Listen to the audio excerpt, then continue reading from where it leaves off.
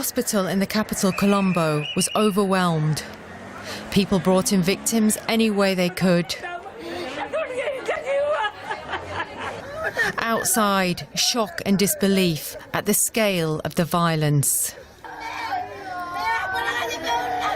No one expected Easter Sunday to end in this way.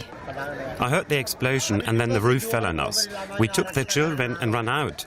But when I came to the hospital, I saw my brother-in-law and son on the ground.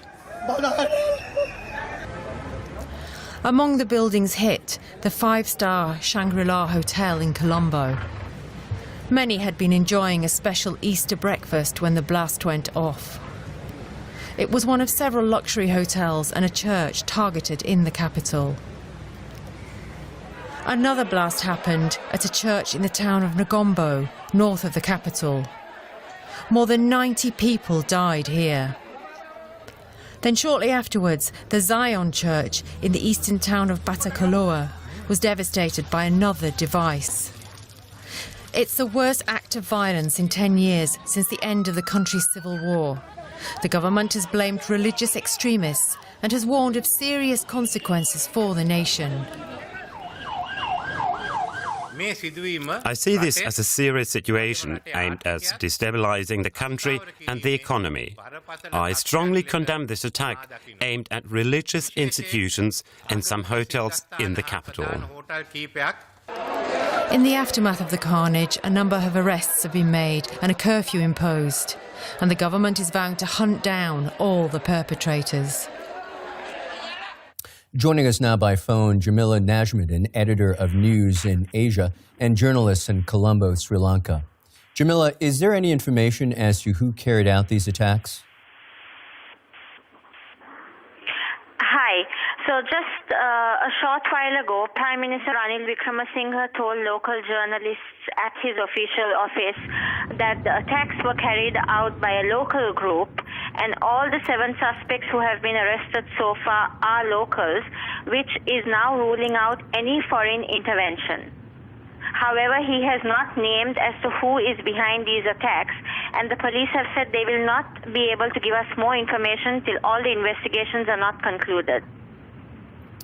So just to be clear, Jamila, do we know who this local group is, and have they been featured prominently in the past? No, at the moment we do not have any information as who these locals may be.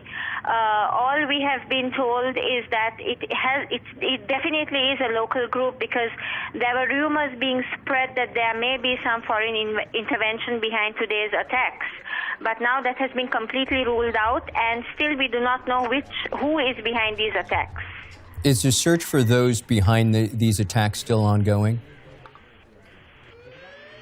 Definitely, yes. In fact, just a short while ago, the police have raided a house in the south, and they have said that it is a house where the suspects are believed to have stayed during the past few days. So the police is now moving slowly into the south as well, conducting their search operations. So that just gives us an indication that the search operations are very much continuing, and it very much will continue in the coming few days as well.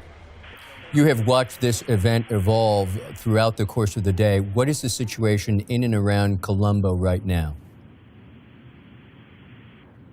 Well, at the moment, things in Colombo are extremely quiet since there has been an indefinite curfew which has been imposed. All we can see is that the Tri-Forces are patrolling the streets. Security has been beefed up in Colombo and other parts of the country as well.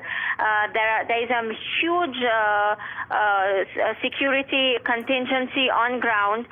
There has been a large number of police, army, which has been deployed outside the Star-class hotels as well. So people have been urged not to step out of their homes, at least today and tomorrow. So we are seeing a dead city at the moment. A dead city because of this curfew that you just alluded to. The authorities have also put a ban on social media. Tell us a little bit more about what's behind that.